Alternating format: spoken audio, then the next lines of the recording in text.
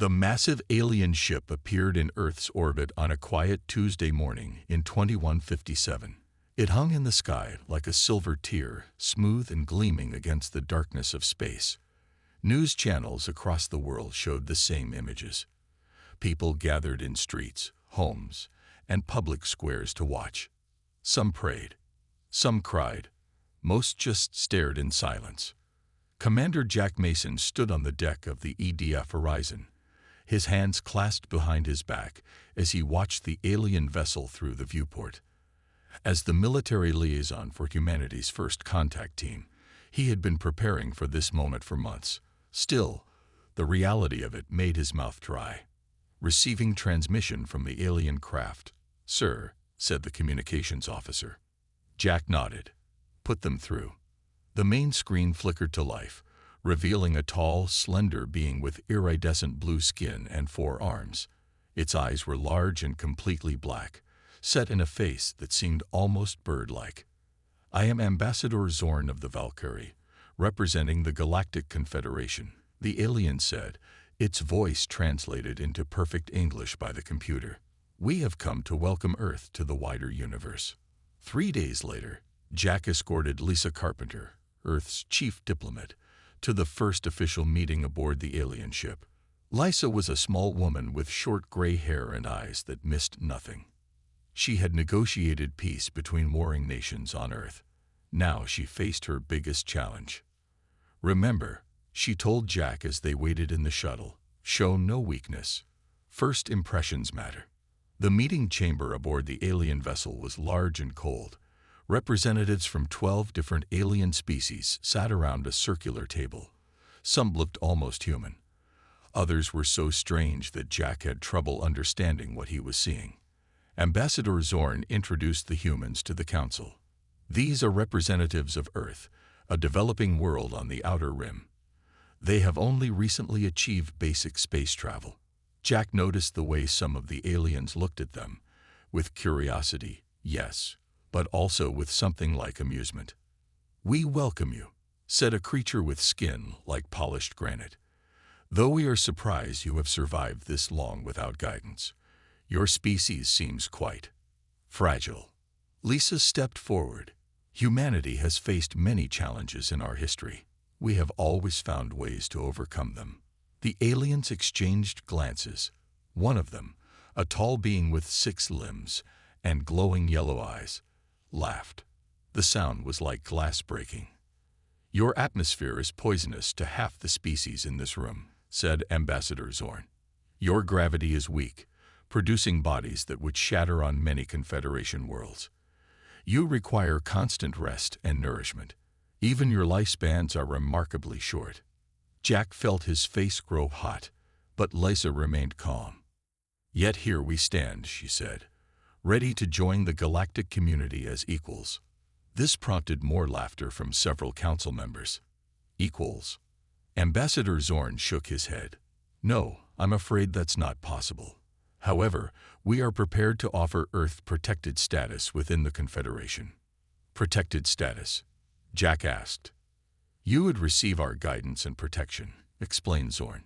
"In time, perhaps several of your generations, humans might evolve to a point where full membership could be considered." Jack wanted to object, but Lisa placed a hand on his arm. "We appreciate the offer," she said. "We will need to discuss this with our leaders." Later, aboard their shuttle, Jack couldn't contain his frustration. "They're treating us like children." Lisa looked tired. "They're treating us like what they think we are, a weak species barely worth their notice. So we just accept it. For now," Lisa said, looking out at the stars. "We need time. Time to learn about them, their strengths, their weaknesses. Time to understand our place in this new universe." Jack nodded slowly. "And then?"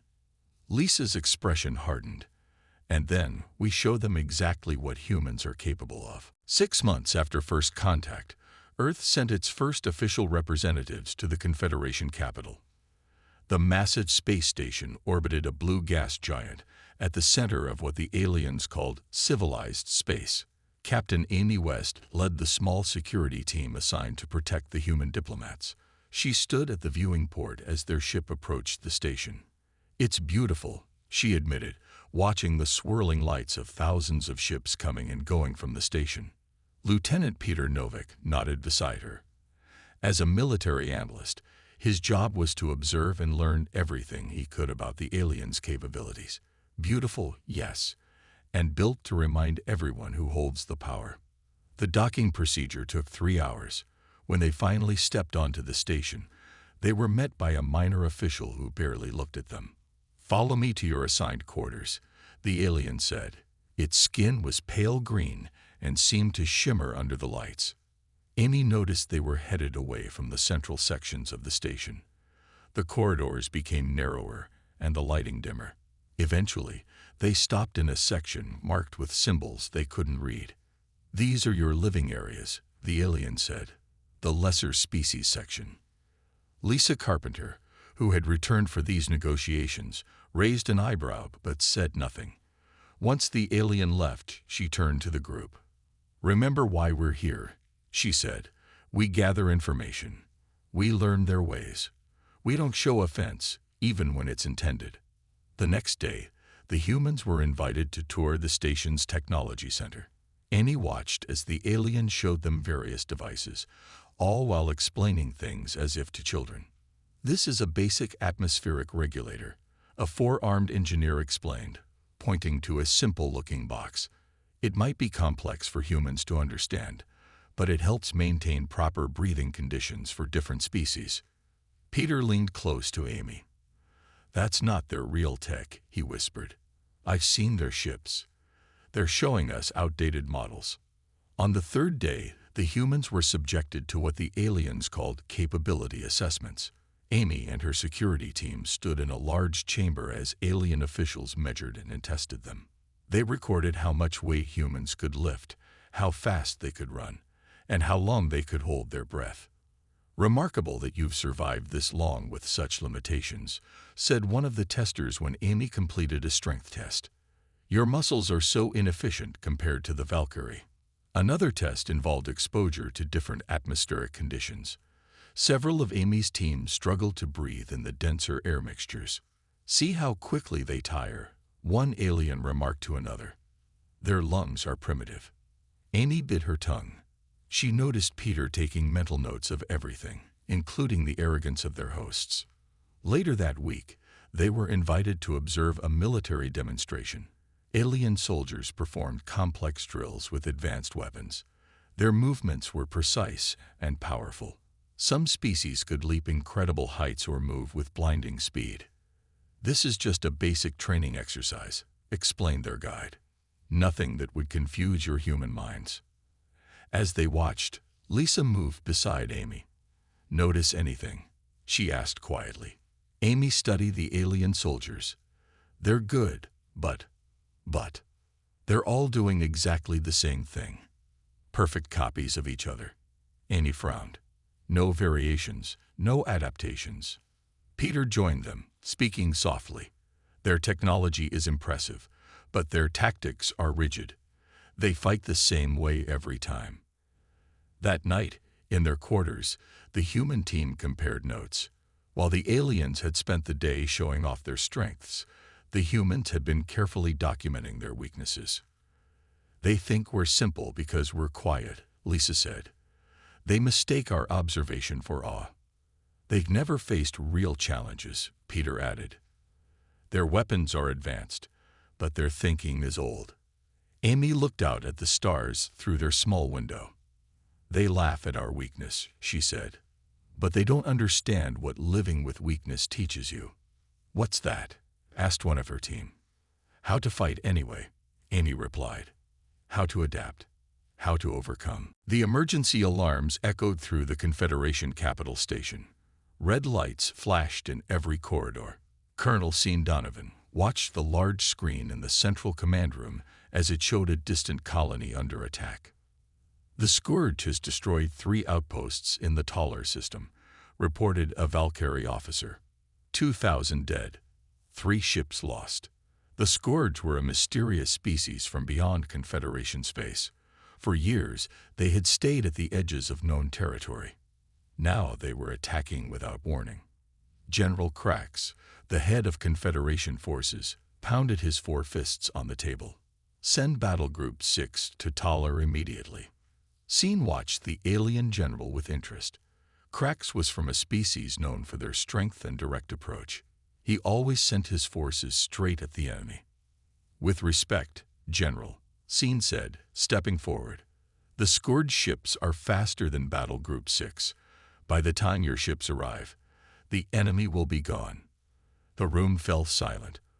All eyes turned to the human. General Krax's skin darkened with anger. You think to advise me on battle tactics, human, he growled. Scene stood his ground. I've studied the reports from the previous attacks. The Scourge hit quickly and leave before your forces arrive. They're using hit-and-run tactics. Coward's tactics, spat another alien officer. Effective tactics, Scene corrected. We humans have used similar approaches when facing stronger enemies.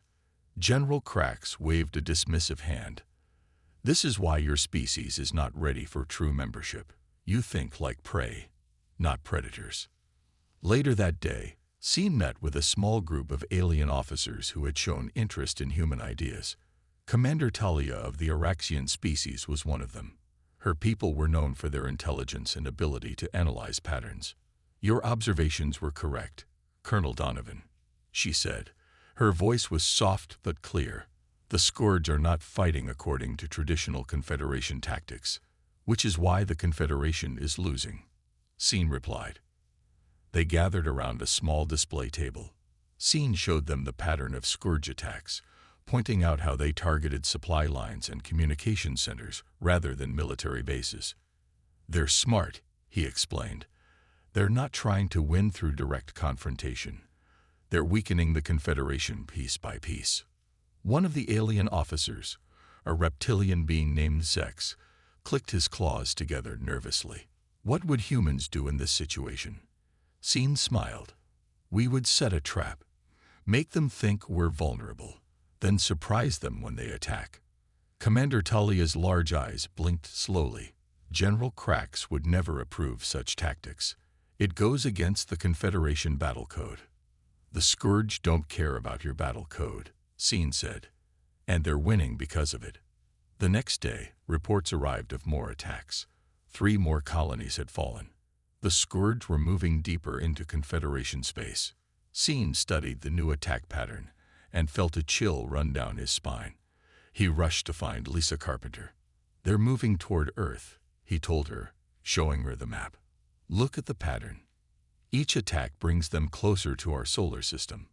Lisa frowned. Why would they target Earth? We're not important to the Confederation. Maybe that's why, Scene suggested. We're on the edge of Confederation space. We're seen as weak. An easy target. Have you told General Krax? Scene nodded. He said Earth will receive the standard protection allocated to a world of our status, which means almost nothing, Scene admitted. We're on our own. That evening, Scene met again with Commander Talia and the other sympathetic alien officers. He spread out a map of Earth's solar system. If the Scourge follow their current pattern, they'll reach Earth within 2 months, he explained. I need to warn my people. Commander Talia placed her hand on his shoulder. I will help you, Colonel. Not all of us dismiss human ideas. Scene looked at the small group of aliens who had gathered with him. They were few, but they were listening. It was a start. Thank you, he said, because I think Earth is going to need all the help it can get. The alarms blared throughout Earth's orbital defense platform, Alpha. Admiral Diane Hughes stared at the main screen. Dozens of Scourge ships had appeared at the edge of the solar system. Just as Colonel Donovan had warned, they came in 3 groups, approaching from different directions. They're trying to split our attention, Admiral Hughes said. Her voice was calm despite the chaos around her. Exactly as Donovan predicted. Earth had only 20 defense ships. The Scourge had over 60. The math was simple and grim. Confederation reinforcements, asked her second-in-command. Hughes shook her head. They've sent 2 ships. They should arrive in about 3 days. 3 days. The battle will be over by then. That's what they're counting on, Hugh said. They expect us to be defeated quickly. She turned to her communications officer. Send the order. Implement Tactic Hydra. Throughout Earth's defense fleet, captains received the order. It was a plan they had practiced for weeks, ever since Colonel Donovan's warning. A plan that went against standard Confederation battle doctrine. The Earth ships split into small groups of 2 or 3. Instead of forming a defensive line, they scattered. Some headed toward the Scourge fleet. Others moved away, as if fleeing. On the Scourge command ship, the alien leader watched with confusion. "What are they doing?" he asked. "Their ships are running in different directions." His tactical officer seemed equally puzzled. "It makes no sense. They're breaking formation. They should be creating a defensive line." The Scourge commander hesitated. This wasn't what he expected. The human ships were moving in ways that didn't match any known Confederation tactics. Meanwhile, on Earth's surface, Marine Squad leader Kevin Wright led his team through the ruins of a small town in North America. The Scourge had landed ground forces an hour ago. The aliens were tall, with gray skin and 4 arms. They moved with incredible speed. "Remember the plan," Wright told his Marines. "We don't try to match their strength. We use their size against them." The aliens moved in tight formations down the main street. They carried weapons that fired energy bolts, destroying everything in their path. They moved with confidence, certain of their victory. Wright's team waited until the alien patrol passed their position. Then they attacked from behind, targeting the rear of the formation. They fired quickly, then moved to new positions before the aliens could respond. The Scourge soldiers turned, confused by the attack from an unexpected direction. By the time they fired back, the humans were gone. "Where did they go?" one Scourge soldier asked. Its voice was like grinding metal. "Humans are weak," replied the patrol leader. "They cannot stand and fight. They'd run and hide." But the humans didn't run far. Wright's team circled around and attacked again from a different direction. Then again from another. Each time, they disappeared before the aliens could focus their superior firepower. In space, Admiral Hughes's scattered fleet was causing similar confusion. The Scourge ships chased Earth vessels, only to be ambushed by others that appeared from behind moons or asteroids. The human ships never engaged in direct confrontation. They struck quickly, damaged a specific part of a Scourge ship, then retreated. "They're targeting our engines and sensors," reported a Scourge officer. "Not our weapons. It's as if they're trying to blind us, not destroy us." The Scourge commander had expected an easy victory. The Confederation had told them humans were weak, with primitive ships and tactics. But after 6 hours of battle, the Scourge had lost 5 ships while destroying only 2 human vessels. On the Confederation capital station, General Krax received the battle reports with disbelief. "The humans should have been defeated by now," he said. Commander Talia, who had been watching the battle data, nodded thoughtfully. "It seems we underestimated them, General. They're not fighting like any Confederation species would." "They're fighting like humans," said Colonel Donovan, who stood beside her. "And that's something the Scourge have never seen before." 3 weeks into the invasion, the Scourge were growing frustrated. Their easy victory had turned into a difficult struggle. Major Olivia Rice crouched in the shadows of a broken building. Her strike team moved silently through the ruins of what had once been a city center. Their target was a Scourge command post half a mile ahead. "Remember the plan," she whispered to her team. "We go in, plant the devices, and get out. No heroics." One of her soldiers, a young man named Carl, nodded. His arm was in a makeshift sling, broken during an earlier fight, but he had refused to stay behind. "I can still shoot with my left hand," he had insisted when Reyes questioned his fitness for the mission. They moved forward, keeping to the shadows. The Scourge had excellent vision, but poor hearing. Humans had learned to use this weakness against them. In another part of the city, Dr. Alan Garcia worked in an underground lab. The room was filled with alien technology salvaged from crashed Scourge ships. Garcia and his team of engineers had been working day and night. "Look at this," Garcia said, holding up a small device. "Their power cells are designed to work at specific frequencies. If we can disrupt those frequencies, we could shut down their weapons," finished his colleague, Dr. Joan Miller. "Maybe even their ships." Garcia nodded. "Exactly. And I think I've figured out how to do it." In orbit, the battle continued. Human ships used the debris from destroyed vessels as cover. They jumped from hiding place to hiding place, never staying still long enough for the Scourge to target them effectively. A small Confederation vessel arrived, carrying Commander Talia and a few officers who had come without official orders. They watched in amazement as a human ship, heavily damaged and venting atmosphere, continued to fight instead of retreating.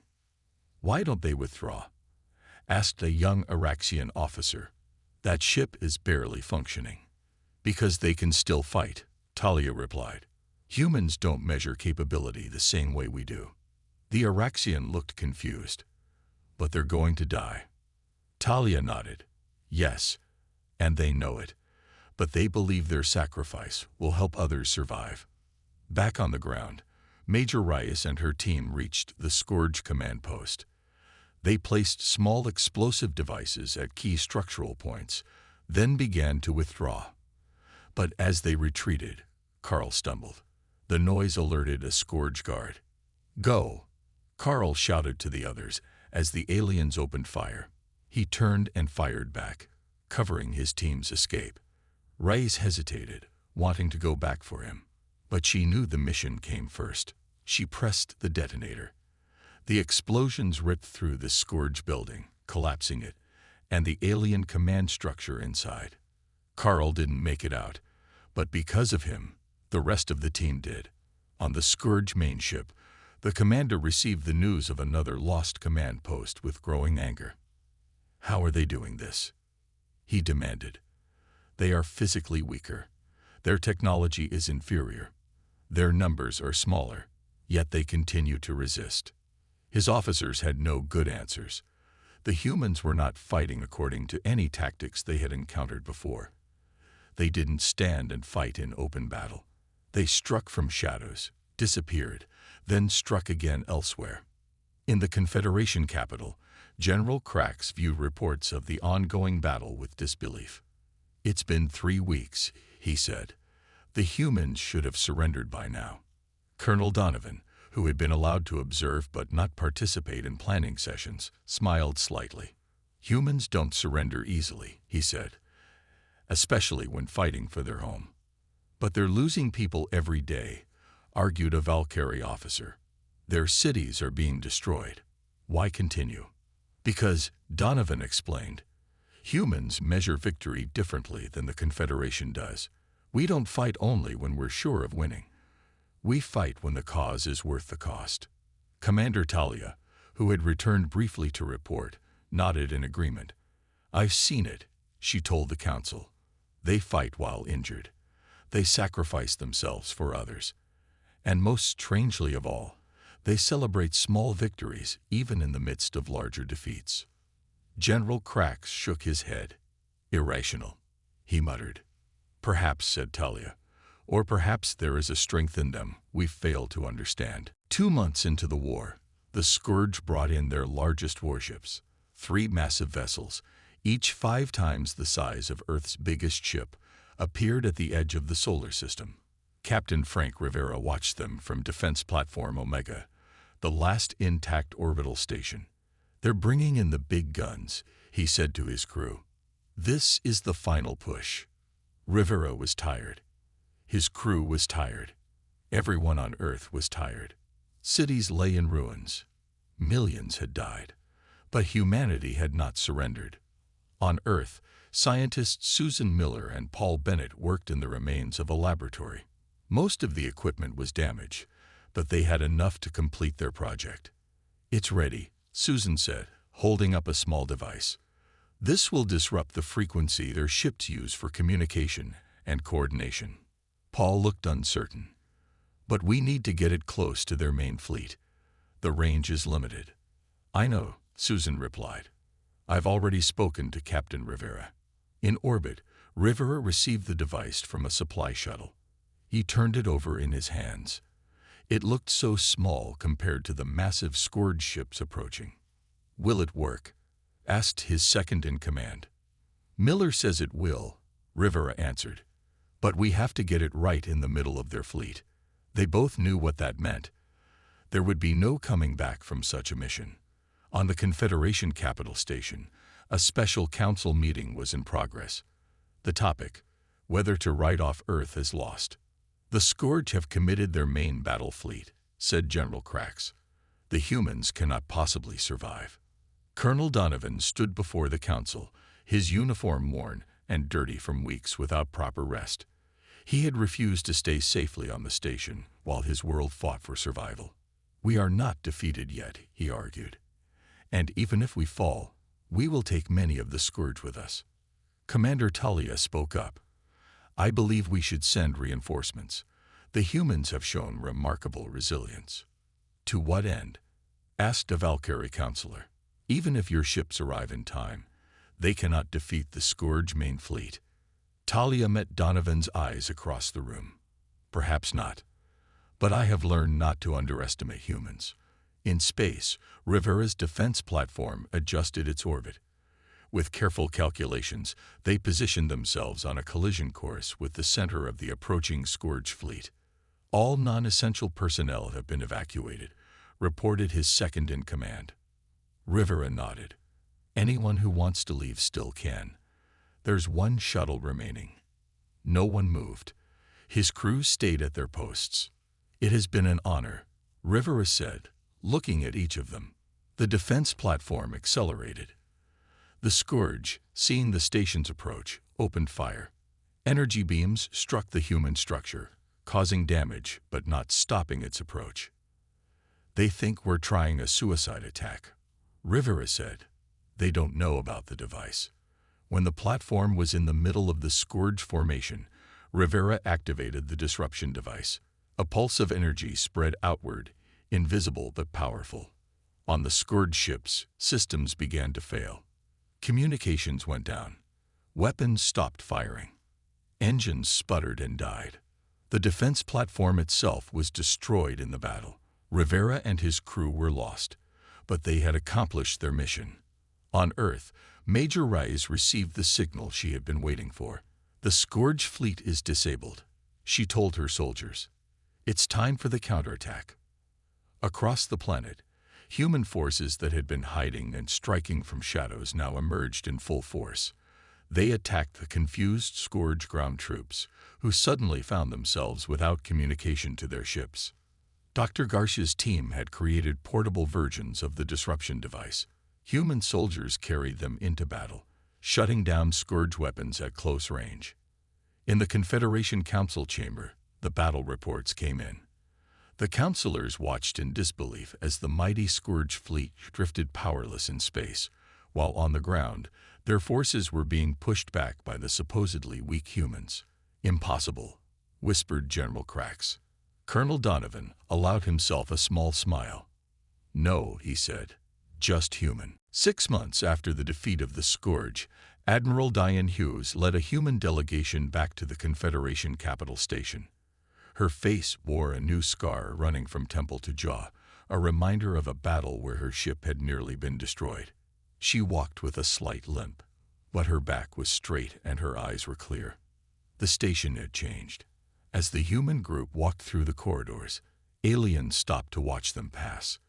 There were no mocking glances now, no whispered comments about human weakness. Instead, there was something that looked almost like respect. In the Grand Council chamber, representatives from all Confederation species had gathered. General Krax stood as the humans entered. Admiral Hughes, he said, his voice formal. The Confederation welcomes Earth's representatives. Hughes nodded but said nothing. She had not forgotten how little help had come when Earth needed it most. The Council has voted, continued Krax. Earth is to be offered full membership in the Confederation, effective immediately. A murmur ran through the room. Some aliens nodded in approval. Others looked less pleased. Furthermore, Krax added, the Confederation wishes to formally apologize for our misjudgment of human capabilities. Hughes exchanged glances with Colonel Donovan, who stood beside her. His expression remained neutral, but his eyes showed satisfaction. The Confederation would also like to learn from human military tactics, Krax said. Your methods against the Scourge were unorthodox but effective. Hughes stepped forward. Earth accepts full membership, she said, and we are willing to share our knowledge. But we have conditions.